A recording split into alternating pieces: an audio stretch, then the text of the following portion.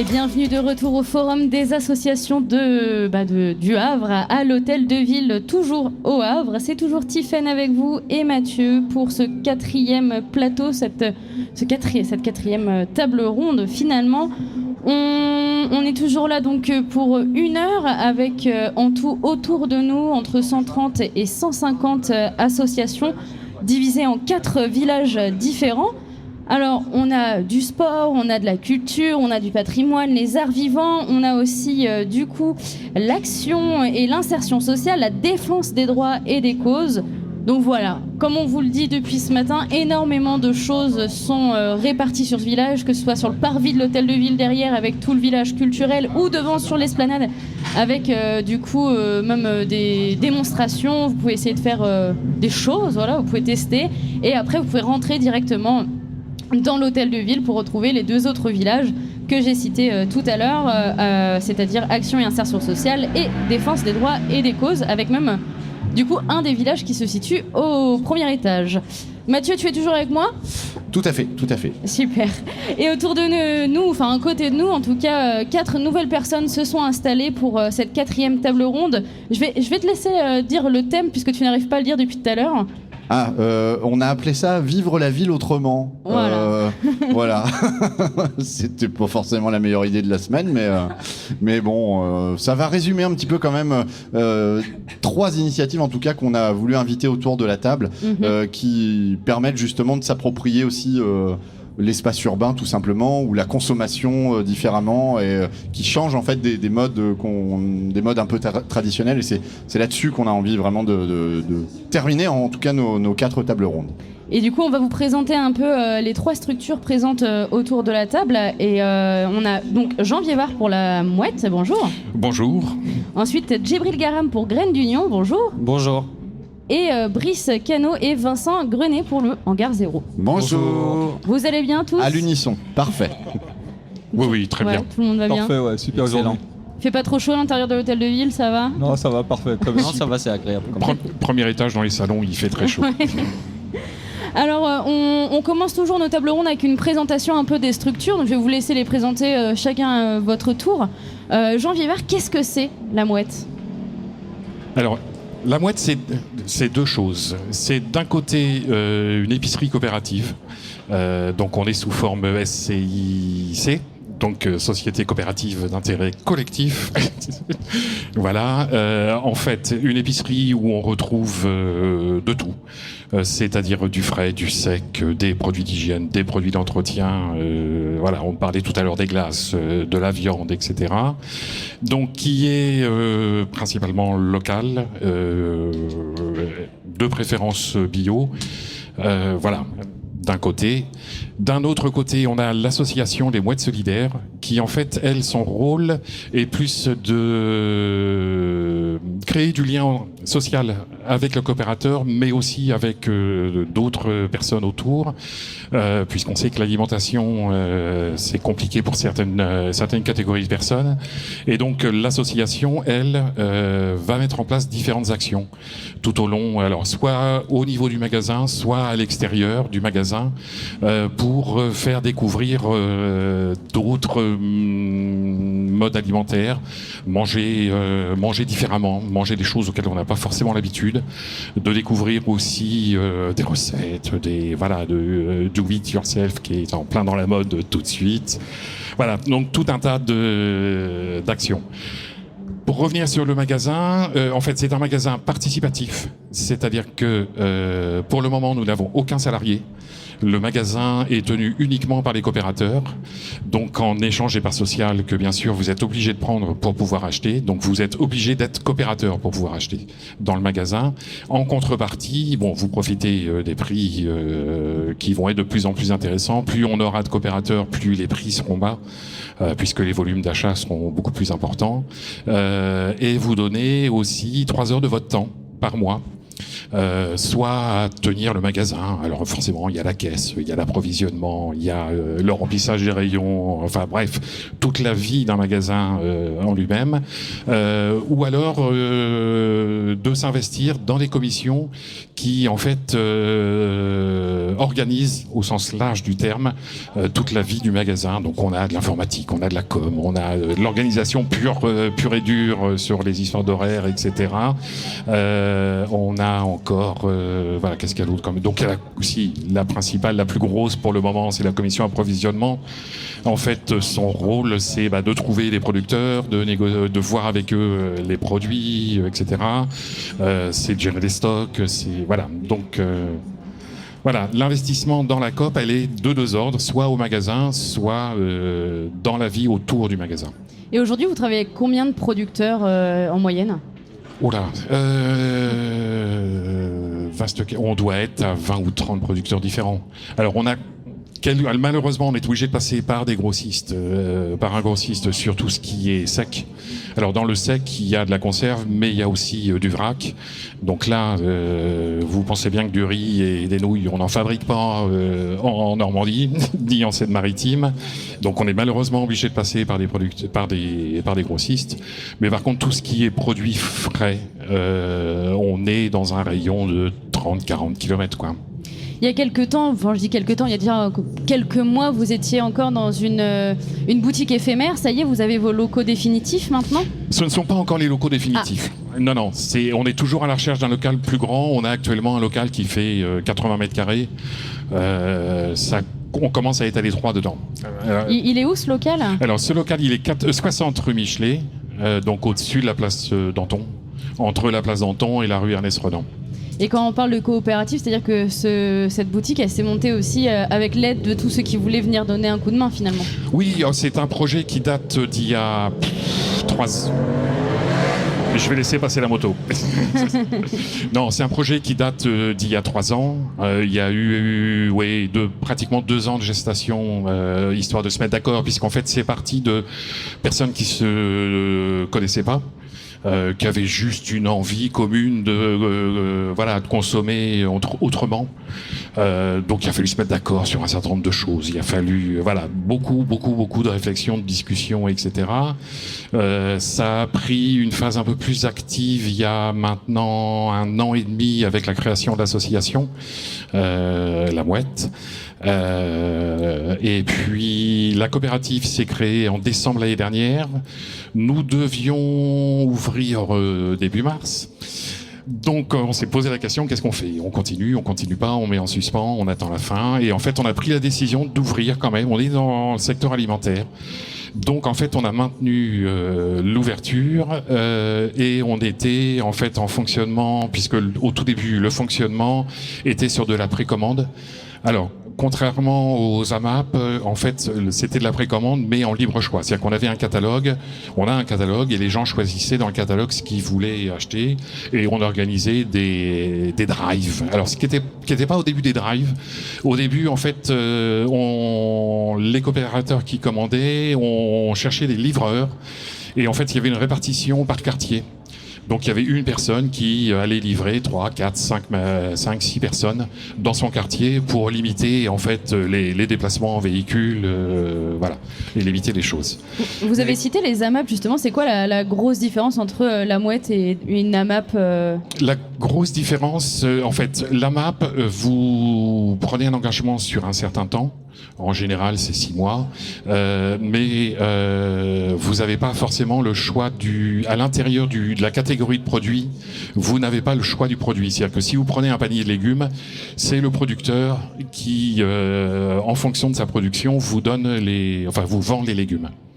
D'accord. Voilà. Nous, on est en épicerie classique. On a envie de petits pois, on prend des petits pois. On n'a pas envie de haricots, on prend pas les haricots. Voilà. Et vous disiez tout à l'heure que vous avez ouvert aussi, vous avez pris la décision d'ouvrir, etc. Mais finalement, il y a très peu de passages. Le passage dans la boutique est régulier puisque ce ne sont que les coopérateurs qui peuvent bénéficier de la boutique finalement. C'est ça, il n'y a que les coopérateurs qui bénéficient de la boutique. Alors on est ouvert maintenant, parce que maintenant en boutique, et sans précommande, depuis début juillet. Donc là, jusqu'en juillet, on était en précommande, simplement pour en fait limiter les pertes pour nous, puisqu'en fait au niveau financement, c'est les parts sociales des coopérateurs qui finançaient tout, quoi. Et donc maintenant, on est en magasin classique. On a gardé quelques rayons en précommande, mais qui sont sur des DLC, alors des dates limites de vente très courtes, la consommation très courte, donc de type viande, de type lait cru, enfin laitage. On a des glaces aussi, parce qu'en fait, comme on n'a pas un congélo, on n'a pas une confiance absolue dans notre congélo. Il faut venir chercher les glaces très vite, quoi. Non, il marche le congélo, il marche bien, mais bon, on n'est pas à l'abri d'une panne dessus. C'est du gazpacho, mais tout va bien. Après, voilà, on les transforme et on en fait des gâteaux avec de la crème. Et aujourd'hui, c'est quoi vos attentes via le forum des associations? C'est d'avoir des coopérateurs, toujours plus de coopérateurs qui s'inscrivent?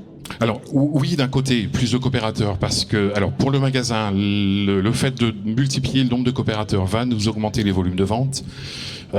Et donc va permettre de diminuer les coûts, parce que quand on achète entre acheter 5 kilos et acheter 50 kilos, c'est pas du tout les mêmes prix à tout niveau.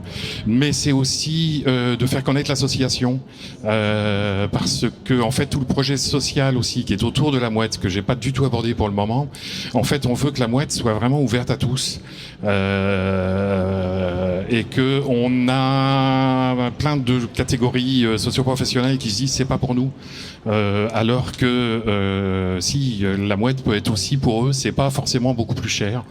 On a même eu la surprise, on a notamment un fournisseur de bière qui livre aussi, donc un fournisseur de bière local qui est il est un petit peu plus loin parce qu'il est dans la région rouennaise, qui vend aussi ses bières à Lidl, et on a eu l'heureuse surprise de les vendre moins cher que Lidl. Voilà. Donc c'est des choses, voilà, c'est des petites choses comme ça. Et donc l'association La Mouette Solidaire va mettre en place différentes actions. On est en lien là avec le CCAS. Ça va voir jour fin septembre, d'actions envers des publics du CCAS. Alors qui commencera sous forme d'ateliers de cuisine, de choses comme ça, de transformation, de faire soi-même les choses, voilà, de leur faire découvrir aussi des choses qu'ils connaissent pas forcément, et de les amener petit à petit à voir que dans le magasin, voilà, il y a aussi des choses pour eux. Ça coûte pas forcément plus cher de manger mieux. Ça coûte pas forcément plus cher. On a notamment, j'en dis parce que c'est vrai qu'il y a des gens qui viennent comparer les prix. Oui, mais ça c'est plus cher que dans le Biocoop ou dans autres magasins dessus. On a un paquet de nouilles coquillettes d'1 kilo qui est à 82 centimes le paquet. Vous ne l'avez pas. Alors c'est vrai qu'il y a des produits qui sont plus chers, ça c'est évident.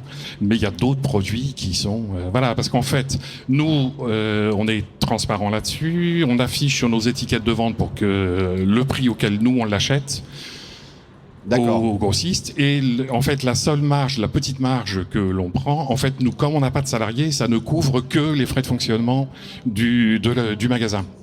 Donc donc on est à une marge de, je sais plus, 21 ou 22% par rapport au prix de vente, quoi. Et on fait des opérations par moment spécifiques à moins cher, quoi, hein, au niveau des marges. Comment vous avez démarré du coup, puisqu'il a bien fallu avoir un premier rapport de producteur Sur les parts sociales. Sur les parts sociales, d'accord. On a commencé, on devait être, j'ai plus les chiffres exacts en tête, au mois de mars, on devait être une 60aine de coopérateurs. Étonnamment, la période de confinement, nous a surpris parce qu'en fait, on a augmenté notre nombre de coopérateurs assez fortement pendant le confinement. Une prise de conscience des gens que peut-être il fallait revenir à des choses plus locales. C'est ça, prise de conscience, revenir sur les choses locales, prise de conscience aussi où comment notre mode de fonctionnement de livraison et puis après de drive avec des créneaux horaires précis, moins de contacts, moins de foule aussitôt, parce que c'est vrai que les grandes surfaces déjà c'est anxiogène. Et alors pendant le confinement c'était encore pire, quoi. Voilà. Et là, si on veut en savoir un peu plus, vous êtes situé où sur le forum ? Alors sur le forum, on est dans les grands salons, donc les salles des mariages là-haut, du côté des fenêtres. C'est pour ça qu'on a chaud.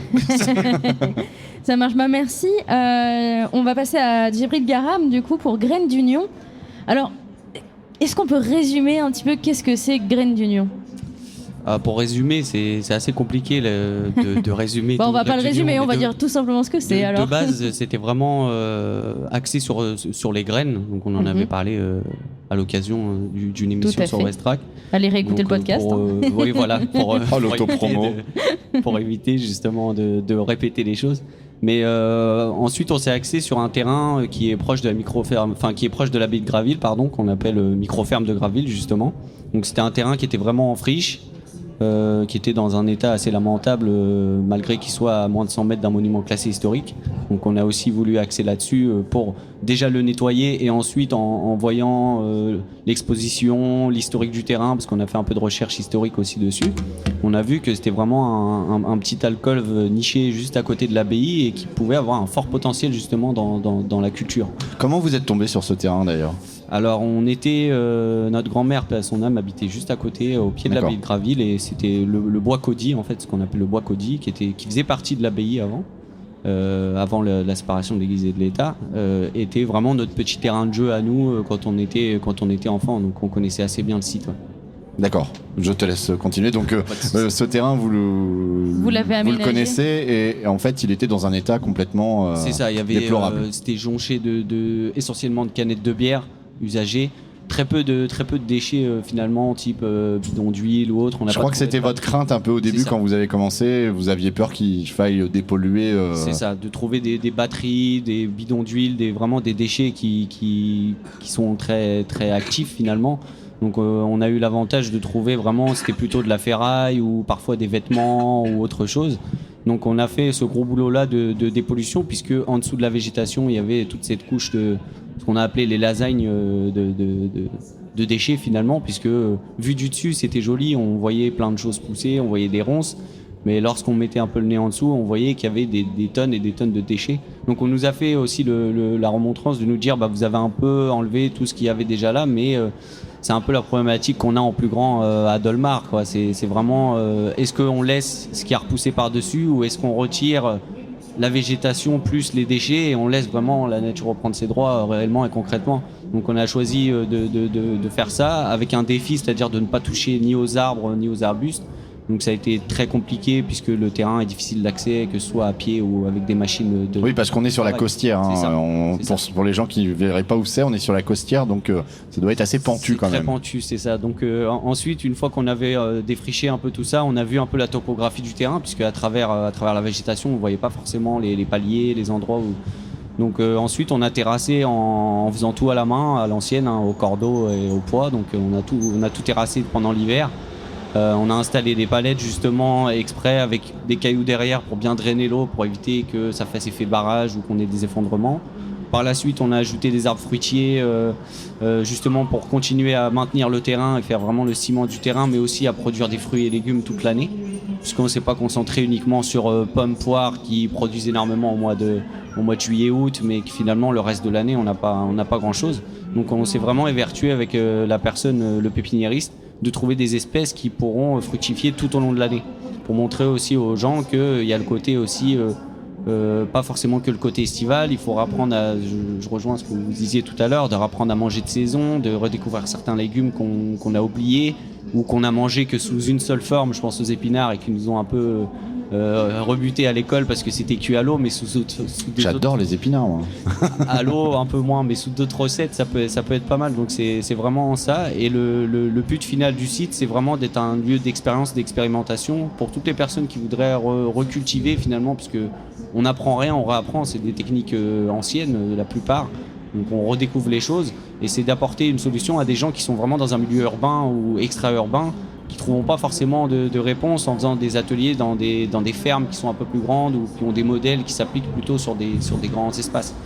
On résume juste, alors vous avez mis combien de temps entre le moment où vous avez dit ça y est, on y va, on prend ce terrain-là Ça fait 1 an ce mois-ci. D'accord. Ce mois-ci ça fait 1 an. Donc dépollution en tout cas, déblayages. Triage, ça a été criblage de la terre, récupération de tous les petits bouts de verre.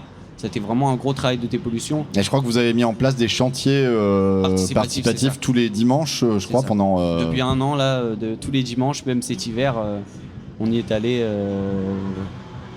à fond la caisse, puisque comme on dit, on est normand, donc la pluie ça nous fait pas peur, donc même s'il pleuvait justement là vous attaquez la deuxième partie du chantier en plus qui était mis un petit peu en off pendant le confinement.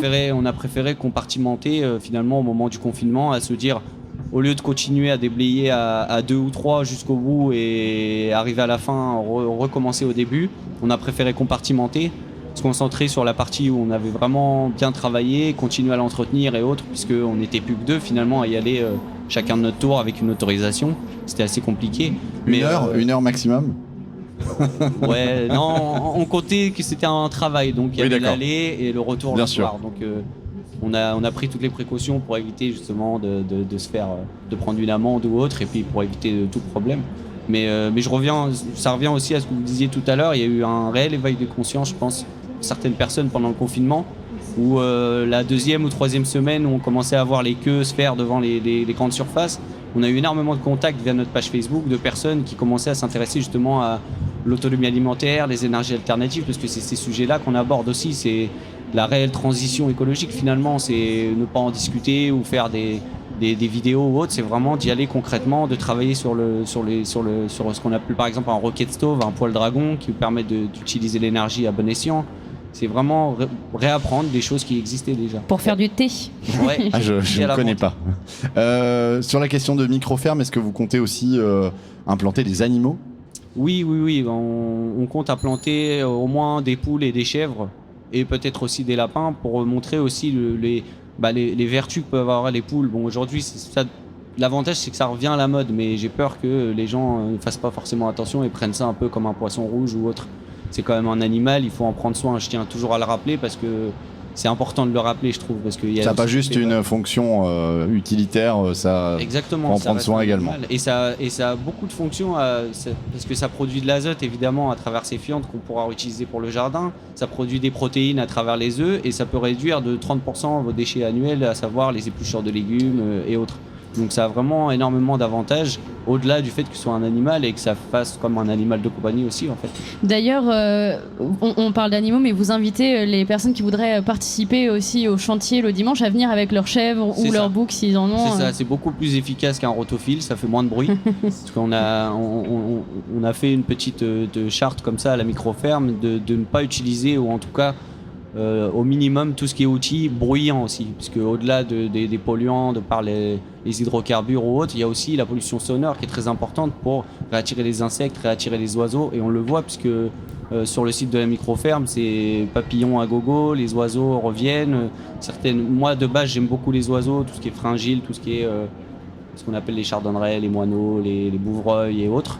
Et je suis assez sensible à ça, et je vois quand même qu'il y a certaines espèces qui sont beaucoup plus craintives que d'autres venir plus facilement, puisqu'il n'y a pas beaucoup de bruit, il y a de la pollinisation possible, il y a des insectes à manger, il y a une mare pour boire. Donc on veut aussi que ce soit vraiment un petit refuge à la fois pour les gens, pour pouvoir respirer, sortir un peu du monde speed dans lequel on vit, mais aussi pour que les animaux aient un coin pour se retrouver en plein milieu de la ville aussi finalement. Encore une petite dernière question. Ce terrain, alors, il appartient à qui finalement ? Parce que j'ai cru voir que il appartient à la ville, ouais. J'ai cru voir qu'il y avait eu un petit petits soucis par rapport à ça, parce que vous avez pris ce terrain parce que pour vous il était à l'abandon et que vous êtes dit ça. C'est inutile que ça reste complètement. C'est inutile et puis c'est inadmissible finalement, puisque faut pas oublier que nous tous on paye quand même des impôts locaux, c'est quand même censé être utilisé pour les entretiens d'espaces verts. Et encore une fois, je tiens à le répéter, on est à moins de 100 mètres d'un monument classé historique. On a beaucoup de monuments classés à l'UNESCO ici au Havre et dans l'hypercentre, mais on a très peu de monuments historiques. Et c'était aussi pour mettre le doigt sur aussi une problématique qui est très avraise, mais qui correspond à beaucoup de villes, c'est le manque d'équité qu'il y a entre les territoires.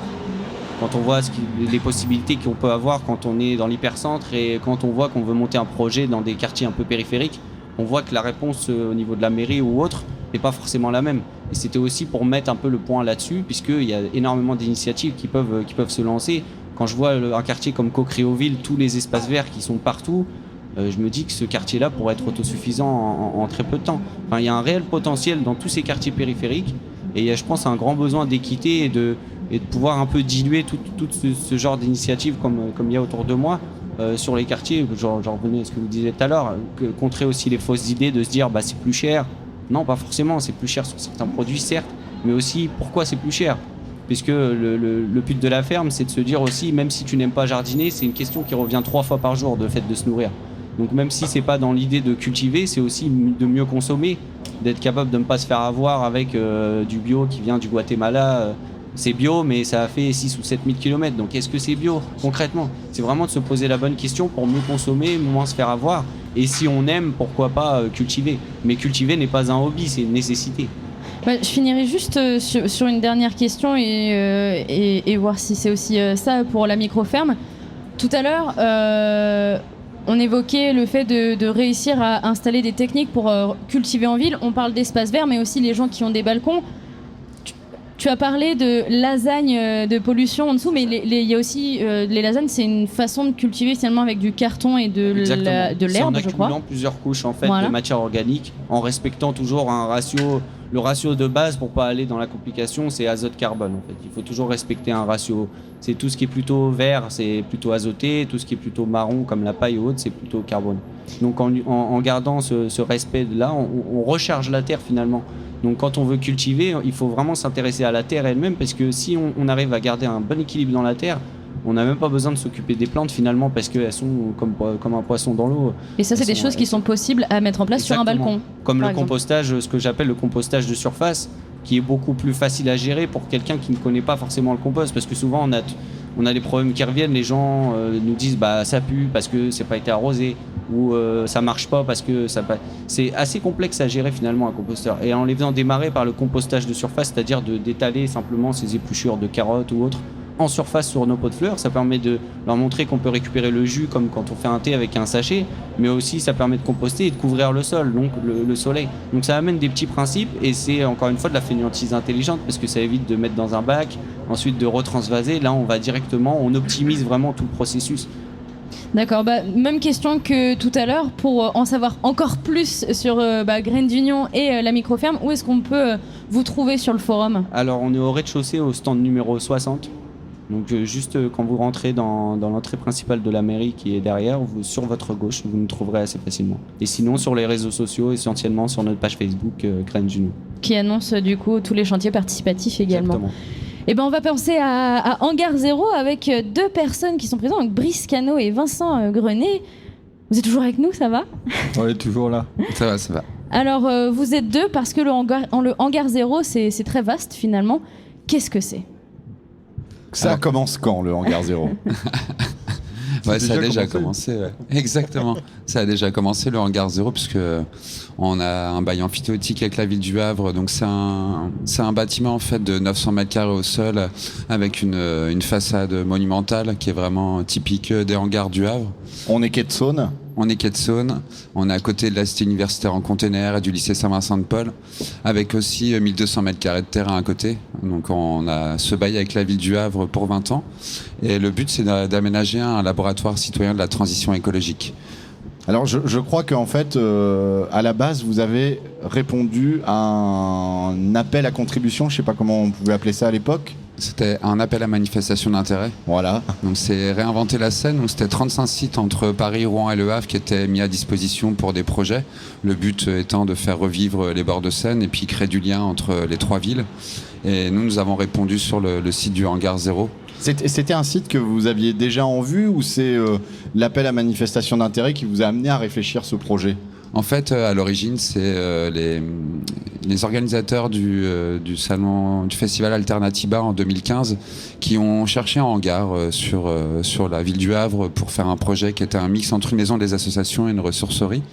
Et puis ils n'ont pas trouvé. Un de leurs amis architectes parisiens leur a parlé de réinventer la Seine, et c'est à cette occasion en fait qu'ils se sont rendus compte qu'il y avait un hangar qui était vraiment qui avait de la gueule, on va dire, qu'on pouvait concourir dessus. Et donc c'est un hangar qui appartenait au port, c'est ça? Et en fait, j'ai toujours du mal à comprendre le domaine portuaire, qu'est-ce qui appartient à qui, etc. Donc non, en fait, c'était même pas au port autonome? Non, c'était même pas au port, non, c'était à la ville. D'accord. Et du coup, qu'est-ce qu'on y fait dans ce hangar maintenant? Là, on est en train de le construire, de l'aménager, parce que c'est quand même 2500 mètres carrés de plancher à construire. Donc il y a un petit peu de travail. Et ce qu'on y fait, on va y retrouver surtout ce qu'on appelle un tiers-lieu. Donc c'est entre un lieu de vie et un lieu de travail.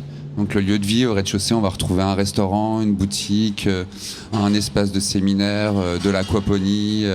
On va y retrouver des microbrasseurs, Havre de Verre aussi, qui est une association que je pense beaucoup de monde doivent connaître. Qui se situe au niveau du quartier Danton. Exactement. Donc ils vont venir aussi au Hangar 0. Et donc ça, c'est le rez-de-chaussée avec une agora aussi qui permettra de faire des concerts, des expos, des marchés couverts de producteurs aussi. On m'a dit pas le samedi matin parce que apparemment c'est pas le meilleur jour. Vous disiez qu'il est en construction. Ce sont aussi des ateliers du coup participatifs qui sont en place, je crois. Et il y a des ateliers aussi pour les enfants en plus. C'est ça. Alors du coup, pour les chantiers participatifs, effectivement, on a démarré ça depuis, on peut dire octobre-novembre 2019. Il y a quand même des chantiers participatifs qui s'y tiennent. On va dire que c'est relatif aux aléas du chantier et à l'avancement réel de notre construction. Donc ces derniers temps, en tout cas, c'est de plus en plus présent sur le hangar. Donc on est passé par plusieurs phases. On est d'abord passé par toutes les menuiseries extérieures qui sont désormais posées sur les façades. On est passé par également toute la terre qu'on est en train de rentrer et qu'on continue à rentrer pour les murs en terre crue, les enduits en terre crue qui vont venir être posés sur le liège.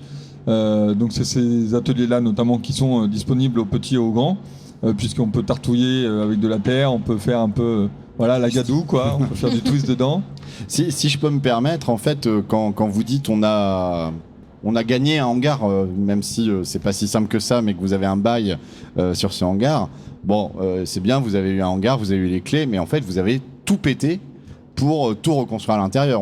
C'était quasiment ça. Il n'y a pas eu besoin de tout péter parce que c'était une boîte vide en fait, quoi. D'accord. Donc la boîte était déjà vide, il n'y avait pas d'ouverture, donc il a fallu faire, comme disait Vincent, commencer par ouvrir au maximum pour avoir une conception bioclimatique. Donc le but du hangar, pourquoi zéro ? C'est pour zéro déchet, zéro énergie carbone et zéro exclu. Donc on est la première phase en fait pour avoir une empreinte carbone la plus faible pour un bâtiment. Donc c'est déjà au démarrage d'être dans la sobriété de ressources. Donc pour ça, nous, l'objectif c'est 90% de matériaux de réemploi pour aménager le lieu. C'est pour ça que notre brique de base, ce sont des containers fin de vie des derniers voyages, donc qui sont encore structurellement très costauds, mais qui ne voyagent plus. Donc on va utiliser la sobriété. Après c'est l'efficacité du bâtiment. Donc l'efficacité c'est une conception bioclimatique. Donc maximum d'ouverture sur les façades est, sud et ouest. On va avoir une serre à l'extérieur de 200 mètres carrés qui va permettre de faire un tampon de température et optimiser un petit peu pour le chauffage. On n'a pas rajouté de dalles béton. Donc on a une géothermie naturelle qui va se faire. Et après pour les besoins en chauffage, donc là on est sur des énergies renouvelables puisqu'on a une pompe à chaleur eau, donc avec un capteur qui va être dans le bassin pour récupérer. Vous êtes au quai de Saône, donc effectivement, il y a de l'eau juste devant. C'est ça. Donc on est vraiment sur. Oui, justement, question eau, c'est une question peut-être un peu stupide, mais même pour comme ça va être des bureaux, etc. Enfin, des bureaux, un espace de travail, du moins, juste pour les toilettes, le fonctionnement des toilettes. C'est-à-dire, Est-ce que vous récupérez l'eau ? Ouais, vous allez récupérer. On a 2 cubes de 20 mètres cubes d'eau, on récupère l'eau de pluie, donc qui va permettre de faire tous les toilettes et puis aussi de pouvoir alimenter le jardin. Parce que c'est vrai que ça, c'est une question, en tout cas, les gens de ma génération ne se l'est jamais posée, mais en fait, faire pipi ou caca dans de l'eau potable, c'est quand même tellement aberrant, mais en fait, c'est tellement compliqué d'imaginer un système de récupération d'eau pour alimenter les toilettes, vu que les canalisations, etc., sont tellement pas faits comme ça que je trouve ça hallucinant, quand même. Non, ça serait pas si complexe que ça si vraiment on voulait le faire, quoi. C'est vraiment... Est-ce que parce que j'ai l'impression quand même que dans le hangar 0 il y a quand même un collectif d'architectes qui se posent beaucoup ce genre de questions et qui prennent plaisir, je pense, à expérimenter ces choses-là sur le hangar 0. Est-ce que c'est des choses qu'on constate de plus en plus dans des nouvelles constructions autres que hangar 0, dans des grands bâtiments? Est-ce que les architectes de cette génération-là essayent un peu d'intégrer ce genre de pratiques dans leur construction? Je te vois dodeliner la tête, je pense que... Ouais, nous on a Frédéric Denis qui est un des architectes principaux du hangar 0. Il est vraiment dans l'optique de changer complètement les pratiques dans l'architecture. Donc lui il fait du BTPR, bois, terre, paille, réemploi.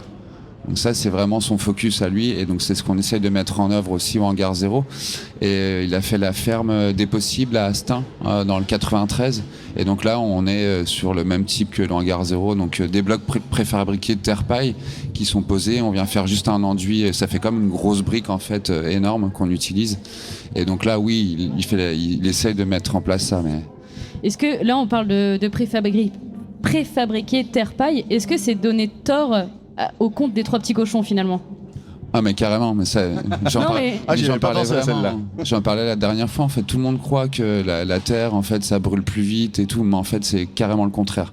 C'est à cause des contes, en fait, tout ça, qu'on a ces idées reçues. Exactement. Les contes d'enfance. En fait, ce qui fait que le feu, il se propage, c'est l'oxygène.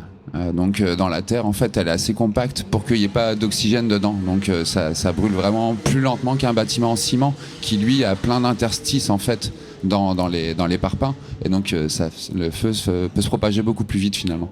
Allez, je mets une question comme ça au milieu de la table, complètement polémique. Vous n'êtes pas sans ignorer peut-être qu'il y a des nouvelles constructions un peu phénoménales. C'est ça, une construction phénoménale, oui, j'ai bien accordé, qui vont pousser au Havre. On parle de la tour Vidcock, on parle d'autres tours qui se revendiquent comme construction écologique et autres. Est-ce que vous pensez bluff ou pas bluff? Je sais qu'il y a un bâtiment qui va se construire justement sur la ZAC du Mont-Durville, juste à côté du hangar, donc qui va faire 13 étages tout en bois. Ouais. De toute façon, apparemment apparemment c'est un peu compliqué. Je crois que l'architecte, qui est une femme, a commencé un peu à. Enfin, je crois que faire machine arrière. Ouais, en fait, c'est pas qu'elle fait machine arrière, mais c'est que je crois qu'on lui demande de faire des économies là où elle dit bah non, en fait. Si on veut faire un truc comme on a dit qu'on le ferait, et il faut que ça coûte tant. C'est vrai que l'économie est toujours un problème. De toute façon, c'est le problème principal, parce que sinon on pourrait faire des bâtiments totalement vertueux et puis récupérer tout un tas de matériaux. Même nous, on voit dans le réemploi de matériaux, si à un moment donné notre client, ça lui coûte plus cher de faire du réemploi plutôt que de faire du neuf, il va y réfléchir, quoi, forcément, parce qu'il y a forcément c'est un triptyque, vous connaissez. Nous, on n'est pas au Hangar 0, on est plutôt décroissant plutôt que développement durable, parce que le développement durable, il n'y a pas vraiment de sens, quoi. On peut pas développer, c'est comme la croissance verte. C'est des termes qui sont là, qui sont un peu, on trouve ridicules, parce que c'est le but avant tout, c'est la sobriété. Il faut consommer moins. On n'a pas le choix. Donc c'est pour ça. Même si c'est un petit pas, les bâtiments, nous-mêmes, le bâtiment du Hangar 0 sera pas exemplaire.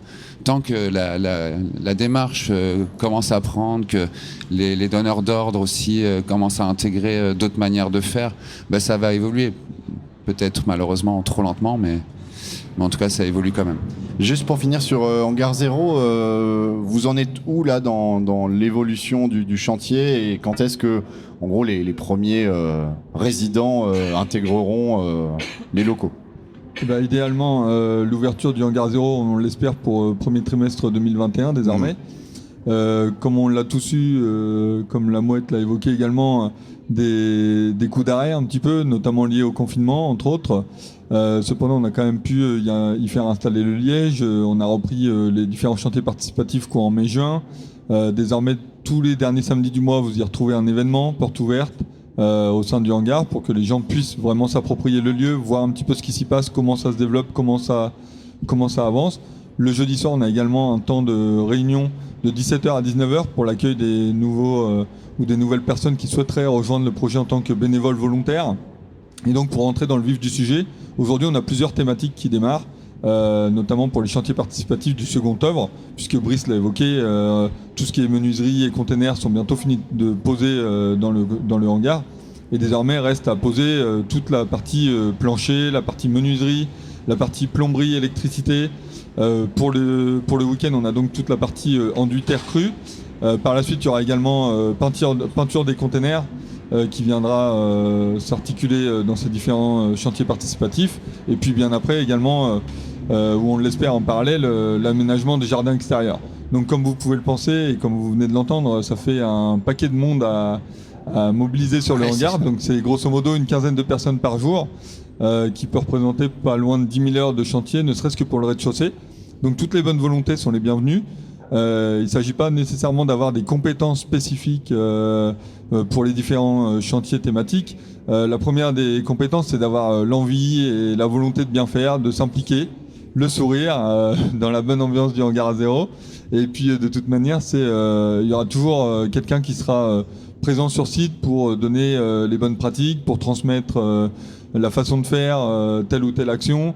Donc le but, c'est vraiment de pouvoir venir avec ses compétences, son envie, sa volonté de s'impliquer dans un projet alternatif sur la ville du Havre, puisque c'est vraiment un tiers-lieu qui, quand il va voir le jour et quand il va être ouvert, va vraiment faire office de lieu atypique sur le Havre.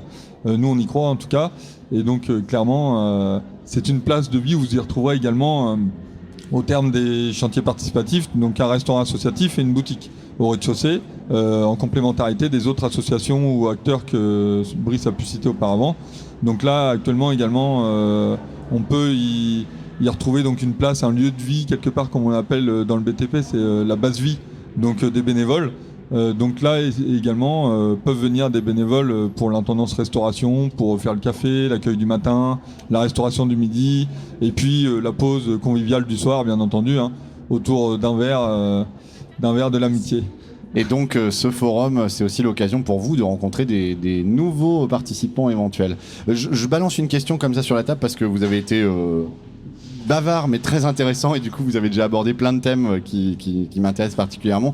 Moi j'ai une question qui est encore un petit peu polémique, j'aime bien chatouiller un peu là-dessus, mais quand vous rencontrez actuellement des institutions ou autres, est-ce que vous êtes pris au sérieux, tout simplement? Mais je dis ça parce que j'ai plein d'exemples de ces 20 dernières années où justement, posé aux 3 structures. Voilà, quand on arrive et qu'on propose quelque chose d'alternatif qui vient vraiment changer les codes et les usages qu'on utilise depuis des années et des années, sur lesquels on se pose même plus de questions. Je parlais de l'eau potable dans les toilettes, c'était un exemple parmi tant d'autres, mais j'ai pu constater, même ici sur le territoire havrais, que tu peux arriver avec une initiative et on te prend un petit peu pour un hippie, et puis en fait finalement 5 ans après on te dit ah ouais en fait ah bah non on a eu l'idée avant, en fait c'était nous. Bon bref, est-ce que vous avez l'impression de bénéficier d'une écoute par rapport à ces projets-là, ou est-ce que vous avez le sentiment que les mentalités changent vraiment, mais y compris dans la tête des décideurs?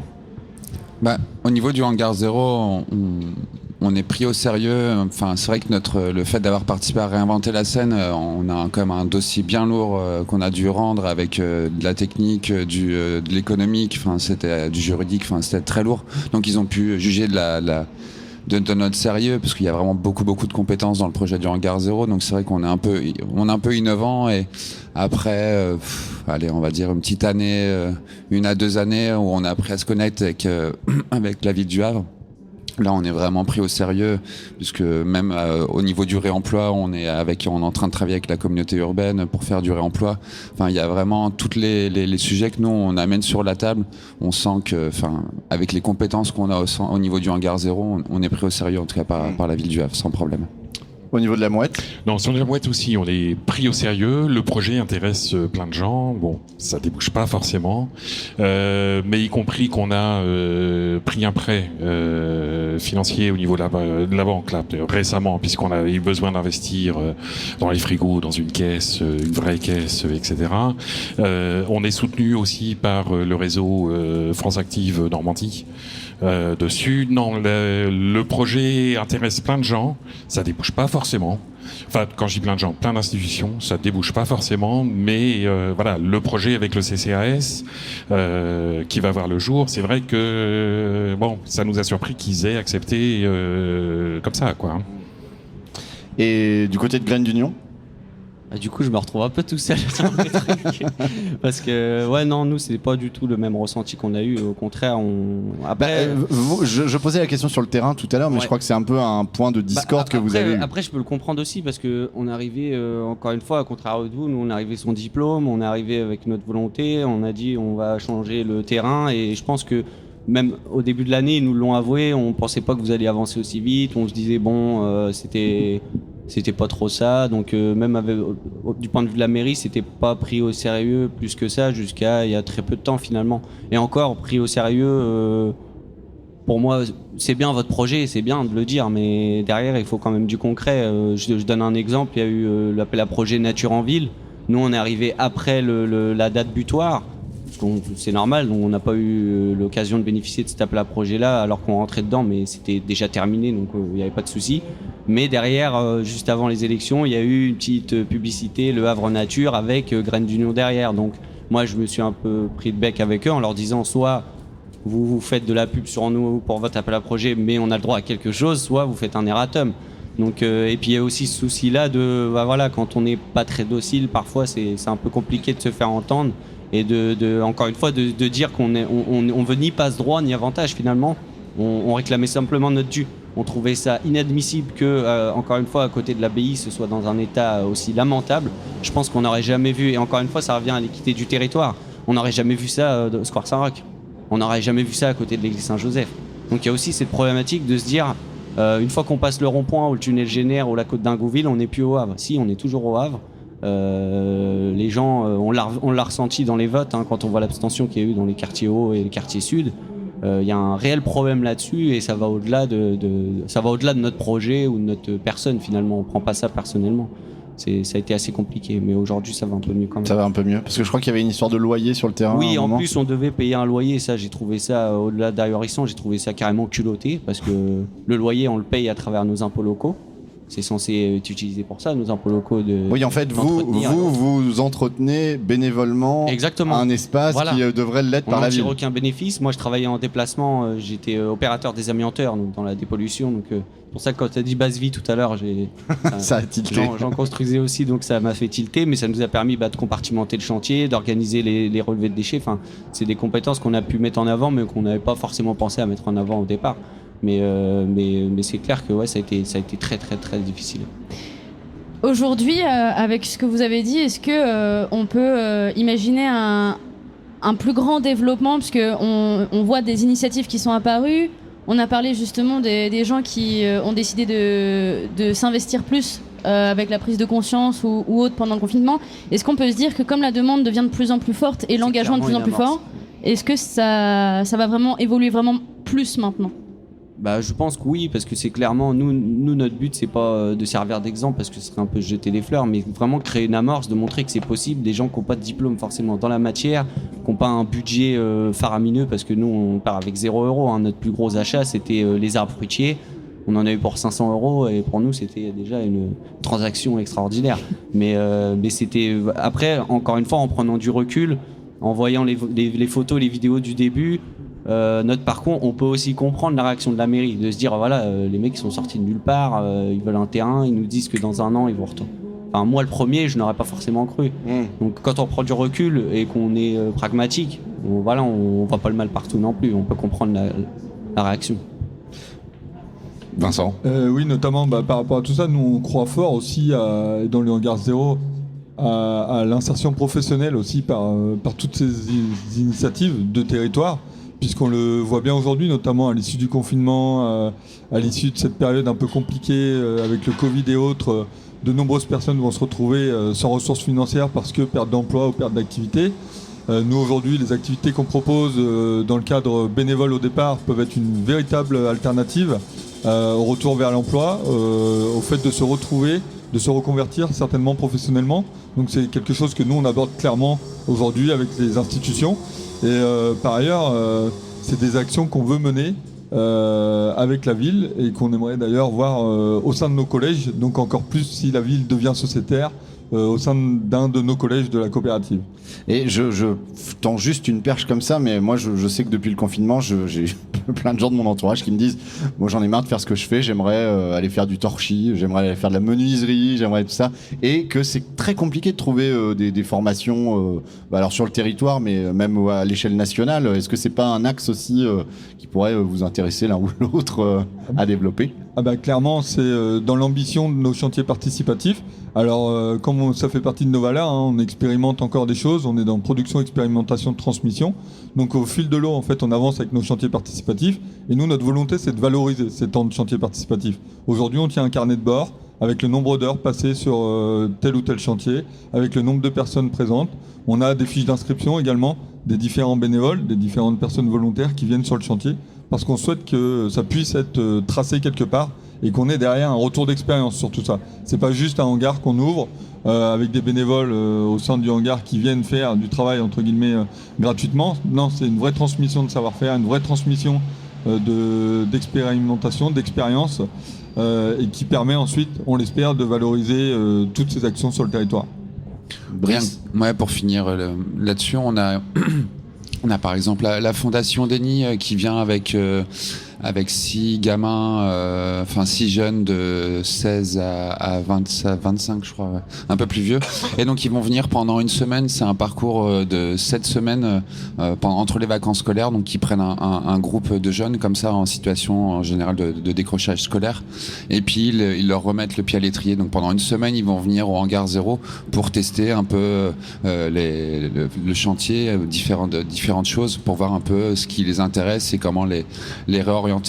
Mais nous, après, à terme, le hangar 0 sera un lieu de formation aussi, puisqu'on a un espace dédié à ça et qui va nous permettre, notre objectif, c'est que tous les résidents du lieu s'engagent dans la transmission. Donc, soit ils prennent des stagiaires, soit ils sont parrains pour des élèves, soit ils prennent du temps pour donner une formation d'1 heure à 2 heures par mois pour transmettre. Le but, c'est vraiment ce côté transmettre est vraiment un axe fort du hangar 0 et c'est là où on veut aller. Oui, dernier mot.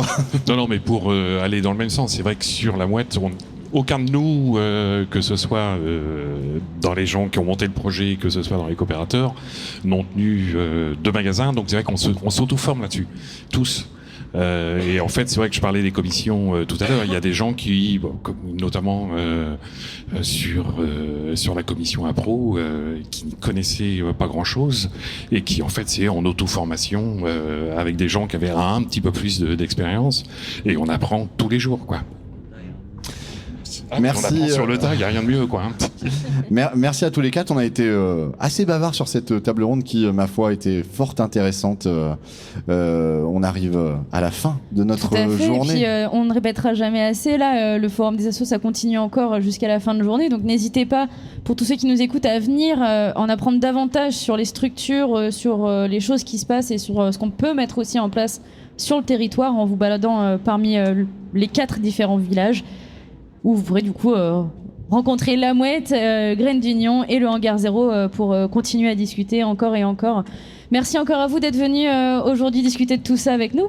Merci à vous. Et puis on va vous laisser repartir à vos différents stands du coup pour pouvoir dénicher des coopérateurs ou des menuisiers. Je pense que vos stands vont être assaillis après cette interview. Tout le monde va vouloir venir et en savoir plus. Merci Westrack pour votre accueil et puis n'hésitez pas à retrouver le hangar 0 et l'association LH0 sur la page Facebook Le Hangar 0. C'est la page la plus à jour aujourd'hui avec les photos, les différents événements qui s'y tiennent. Et donc on est également présent sur le stand 46 aujourd'hui sur le forum des associations. Je crois que globalement, que ce soit pour Hangar 0, Graines d'Union ou la Mouette, le moyen le plus simple pour vous suivre, ça reste Facebook. Oui, on a Facebook enfin pour nous la Mouette, on a Facebook, site internet, etc. Enfin les réseaux sociaux en général. Puis il y a un petit rendez-vous s'il y en a qui le souhaitent nous découvrir de visu. En fait, on fait l'inauguration de notre magasin. Et on n'en a pas parlé, on avait dit qu'il faut absolument qu'on en parle et on a oublié d'en parler. Je fais tilt. Donc vendredi prochain à partir de 18h. Donc le 18 septembre. 18 septembre, voilà, à partir de 18h dans la rue devant le magasin au 60 rue Michelet. Ce sera l'occasion aussi de remercier la campagne de financement participatif qui était au début du projet. Donc rue Michelet, rue Barré et rue Michelet, rue Barré sur place. Ça. Oui. Voilà, donc une belle fin de soirée, une belle fin de journée en prévision. Voilà. Et merci à vous. Et puis en tout cas sur ces 3 structures présentes, il y en a encore une 130, en tout cas plus d'une centaine à découvrir en plus. Ouais, on en a reçu presque une quinzaine autour de un petit dixième de toutes les associations présentes sur ce forum. Qui représente elle-même un dixième des assos présentes sur le Havre. Oui, c'est ça. Donc du coup, voilà, n'hésitez pas à aller découvrir tout ça. Le forum des associations, ça continue jusqu'à début de soirée, on va dire, au niveau de l'hôtel de ville. On le disait, il y a le village derrière l'hôtel de ville, donc au niveau du parvis de l'hôtel de ville, où on peut clairement se balader de stand à stand. devant, au niveau de l'esplanade ou des jardins de l'hôtel de ville, vous pouvez carrément essayer des sports. Il y a même un planeur. Voilà, on parlait de sport tout à l'heure. Il y a du volley, il y a du hockey sur gazon. Enfin, on peut essayer plein de choses. Et le soleil qui est Il y a le présent, soleil et qui est de la partie. Je crois que du coup certaines associations qui se trouvent derrière de culture font aussi, le village culture, patrimoine, etc. font aussi des représentations devant. Il y a eu des Exactement. textes de lus, il y a eu des échanges, il y a eu des démonstrations de danse. Voilà, il y a pas mal de choses au niveau patrimoine. J'ai vu des tenues aussi. Hein. Oui, faut le tout à rappeler, fait. c'est toujours bon. Donc il y a plein de choses à voir. N'hésitez pas à venir. Et puis on arrive déjà à la fin nous de cette émission. Mathieu, est-ce que c'est toi qui anime la matinale demain matin ? Pas du tout. Eh ben non. C'est pas moi, ça va être Léna demain et toute la semaine. Exactement. Mais- Mathieu change de voix pour une semaine. Mais dans quelques instants, j'anime les sorties musicales de la semaine qui sont d'habituellement le dimanche à 15h et qui sont un petit peu décalées, qui seront diffusées donc juste après que nous ayons rendu l'antenne. Et bah, après Et j'ai une juste après-midi- le temps de monter vite au studio et hop, je reprends l'antenne.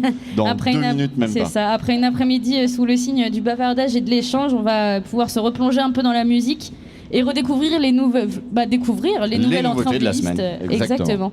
Bonne soirée à tout le monde, bonne soirée Mathieu et puis Bonne soirée Tiffen. à bientôt. Ah bah, à bientôt.